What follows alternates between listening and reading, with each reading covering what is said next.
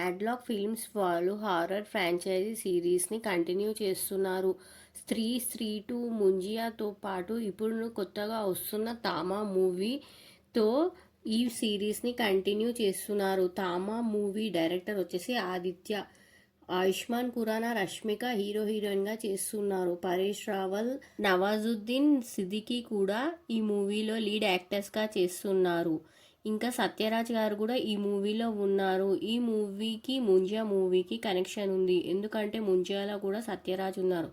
Horror comedy జానర్గా ఈ movie ఉండబోతుంది. ఈ మూవీని హిందీలో 21 అక్టోబర్కి మ్యాడ్ డాగ్స్ వాళ్ళు ఈ ఫిలింని రిలీజ్ చేస్తున్నారు.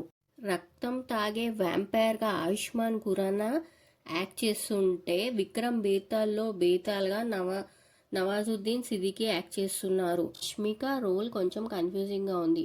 మేబీ రష్మిక కూడా ఒక బేడియా అయ్యి ఉండొచ్చు.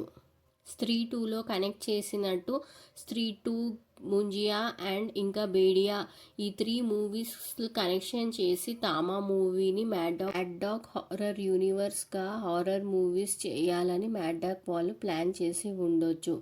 మరిన్ని వీడియోస్ కోసం లైక్ చేసి సబ్స్క్రైబ్ చేయండి. Thank you for watching.